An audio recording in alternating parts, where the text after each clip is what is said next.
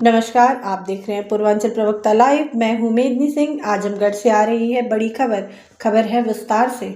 आजमगढ़ 15 नवंबर 2025 Medanta hospital Lucknow ने meet and greet कार्यक्रम में रोबोटिक सर्जरी की आधुनिक तकनीक और उसके लाभ बताएं। अस्पताल में स्त्रीरोग, न्यूरोलॉजी, उदर व हृदय रोग से जुड़ी जटिल सर्जरी अब अधिक सटीक, सुरक्षित, तेज रिकवरी के साथ की जा रही है। Medical director doctor Rakesh Kapoor ने कहा कि रोबोटिक तकनीक संक्रमण के खतरे को कम करती है और सर्जरी की गुणवत्ता बढ़ाती है। नेफ्रोलॉजी निर्देशक डॉक्टर धर्मेंद्र एस भदौरिया ने बताया कि मेदांता में किडनी ट्रांसप्लांट से जुड़ी सभी सुविधाएं एक ही जगह उपलब्ध हैं। किडनी रोगों के प्रमुख संकेतों में यूरिन आउटपुट में कमी, शरीर में सूजन, भूख न लगना और एनीमिया शामिल है।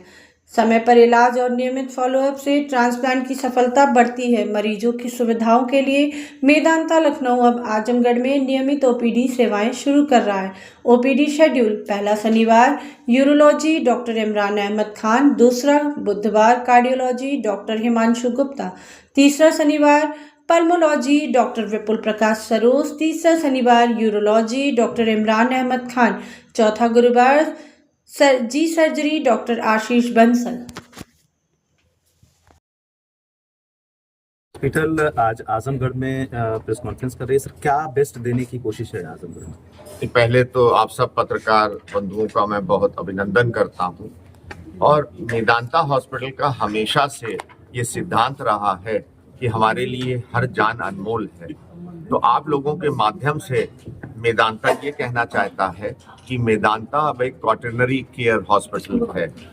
हमारे वहाँ हर तरह की फैसिलिटीज, ट्रीटमेंट की अवेलेबल हैं और जो इकोनॉमिकली वीकर सेक्शन है उसके लिए भी हमारे वहाँ फैसिलिटीज जैसे CGHS इम्पैनलमेंट है। आयुष्मान में कुछ पर्टिकुलर कार्डियक डिजीजेस या रेडिएशन के लिए फैसिलिटीज अवेलेबल हैं। हमने जनरल वार्ड्स बनाए हैं जिसमें इकोनॉमिकली वीकर मरीज अपना इलाज करा सके। तो मेदांता अंडर वन रूफ, सबसे इम्पॉर्टेंट चीज होती है एक एथिकल प्रैक्टिस और एविडेंस बेस्ड प्रैक्टिस कि हम मरीज के साथ कुछ गलत ना करें। तो हमारे पास डॉक्टर्स की बहुत बड़ी टीम है, हमारे पास पैरामेडिकल नर्सेस की बहुत बड़ी टीम है। अंडर वन रूफ सब तरह की फैसिलिटीज अवेलेबल हैं, बच्चों से लेके बुजुर्ग तक। मोर देन 38 स्पेशलिटीज अवेलेबल हैं। रोबोटिक सर्जरीज की फैसिलिटीज अवेलेबल हैं, liver transplant, bone marrow transplant, renal transplant, सब फैसिलिटीज अवेलेबल हैं। और आप कोई भी डिपार्टमेंट की बात करें, सर्जिकली या मेडिकली, हर तरह की सुविधाएं मेदांता में उपलब्ध। जिस तरीके से डॉक्टर साहब पूर्वांचल से बहुत सारे पेशेंट आपकी तरफ रुख करते हैं, तो बेस्ट क्या देना है पूर्वांचल को, और पूर्वांचल में आप कब तक अपना वो कर रहे हैं, ग्रोथ कर रहे हैं आगे? नहीं, देखिए, आज आजमगढ़ में इसीलिए आया कि एक तो आजमगढ़ से प्रेम था मुझे। मेरे पास आजमगढ़ के हम सबके पास बहुत मरीज आते हैं क्योंकि बहुत अच्छी कनेक्टिविटी हो गई है। तो पहली चीज तो हम आजमगढ़ वासियों को यही चाहेंगे कि जागरूक हों, अपना हेल्थ चेकअप ईयरली कराएं, बीमारी के प्रति जागरूक हों, और अगर बीमारी हो तो पर्टिकुलर अच्छे अस्पताल में एक्सपर्ट्स के पास जाके सही इलाज कराएं। क्योंकि अक्सर हम लोगों के पास ऐसा होता है कि अगर मरीज सही स्थिति में नहीं आता है, बीमारी बहुत बिगड़ जाती है, तो उसका पैसा भी बहुत खर्च होता है, समय भी बहुत लगता है और कभी कभी हम उसको पूर्णतः ठीक नहीं कर पाते हैं। तो समय से आए। नहीं, कॉस्ट में बहुत अंतर है। देखिए, रोबोटिक सर्जरी की सबसे बड़ा फायदा ये है कि ये extended version of laparoscopic surgery है। इसमें 10 गुना बड़ा दिखाई देता है और जो इंस्ट्रूमेंट के मूवमेंट हैं तो वो डेक्सटेरिटी से मेरा मतलब है जैसे आप अपनी हाथ को सब एंगल्स में मोड़ सकते हैं। तो रोबोट का सबसे बड़ा फायदा ये है, जिसके ऊपर मैं शाम को लेक्चर भी लेने जा रहा हूँ, इंस्ट्रूमेंट्स को हम 360 डिग्री रोटेट कर सकते हैं। तो ऐसी जगहों पे जहाँ पे हमारे नॉर्मल इंस्ट्रूमेंट, इवन ओपन में डिफिकल्टी होती है ऑपरेट करने में, रोबोट से हम बहुत आसानी से ऑपरेशन कर सकते हैं। मरीज की रिकवरी बहुत फास्ट होती है, यूजुअली 2-3 दिन में होगा। अभी हमने एक 2 साल के बच्चे को 3 दिन पहले ऑपरेट किया है और वो कल जो है उसकी छुट्टी हो गई। आपको कैसे सुविधा मिलेगी? नहीं, देखिए, ऐसा है कि ये बहुत हाई एंड इक्विपमेंट होता है इक्विपमेंट की कॉस्ट बहुत होती है, तो नॉर्मली ये महंगी सर्जरी है। और अभी बहुत से इंश्योरेंस कंपनीज भी इसमें रीइंबर्स नहीं करती हैं, सीजीएचएस में भी रीइंबर्समेंट नहीं है। तो मुझे लगता है कि जब शासन जागरूक होगा, थोड़ा पब्लिक जागरूक होगी, इंश्योरेंस कंपनी जागरूक होंगी, तब चीजें आसान हो जाएंगी।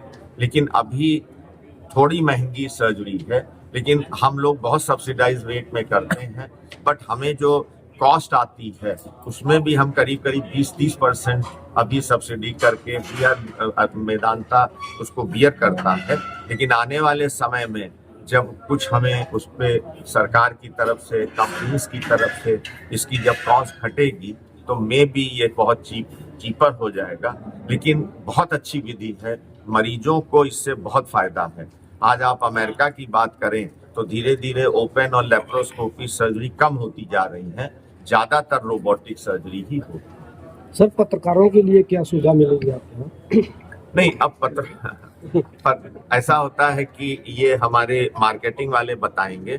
हम लोग ऐसा होता है स्पेशल कार्ड इशू करते हैं और उसमें एक पर्टिकुलर 10% या वो डिस्काउंट देते हैं, क्योंकि इतने बड़े अस्पताल में सबसे बड़ी समस्या होती है उसको रन करना, मेंटेन करना, कॉस्ट फैक्टर। आयुष्मान कार्ड से सर मरीज को तत्काल कैसे सुविधा? नहीं, आयुष्मान में मैंने जैसे बताया अभी 3 चीजों में हम आयुष्मान तत्काल सेवा मिलती है, जिसमें एक कार्डियोलॉजी है, एक कार्डियक सर्जरी है और एक रेडियोलॉजी। सर अभी एम्बुलेंस के लिए, इमरजेंसी सेवा के लिए, एम्बुलेंस के लिए आपका पर्सनल क्या नंबर है उसका? 1068 ये। लेकिन अब ये है कि अगर कोई कहीं से है कि पर्टिकुलर नहीं, आप कहीं से करेंगे, बट समस्या लखनऊ से तो आसान है। अब यहाँ से जब आप 1068 में आप एम्बुलेंस, तो पहले वो आजमगढ़ 3 घंटे लगा के आए, फिर लेके 3 घंटे जाए। और जैसा मैंने कहा कि कुछ बीमारियों में प्रथम 1 घंटा, जिसको हम गोल्डन आवर कहते हैं, एक्सीडेंट के बाद, स्ट्रोक के बाद, हार्ट अटैक के बाद, ब्रेन स्ट्रोक के बाद, तो ये गोल्डन आवर बहुत जरूरी है। तो ये आपके माध्यम से अगर कोई मरीज सिक है जिसमें नहीं है, अगर हमें हमारी सेवाएं चाहता है, तो हम 1068 पे कॉल करके हमारी 5G एम्बुलेंस या दूसरी तरह की एम्बुलेंस मरीज को पिकअप कर सकते हैं। सर जैसे हर महानगरों में सर आपका जैसे जा रहे हैं, तो सर क्या आजमगढ़ में भी कुछ ऐसा नहीं अब आएगा? देखिए, ऐसा है, सबसे जरूरी चीज होती है कि अस्पताल बनाना बहुत आसान है, सबसे जरूरी होती है उस अस्पताल को चलाने के लिए डॉक्टर्स। तो वो डॉक्टर मिलना गुड क्वालिटी, क्योंकि ये अस्पताल हम छोटे मोटे BMS या उन डॉक्टर्स को नहीं ले सकते हैं।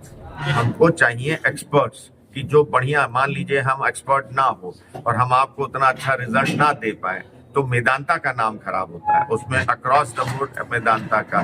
तो आने वाले समय में डेफिनेटली अस्पताल आएंगे।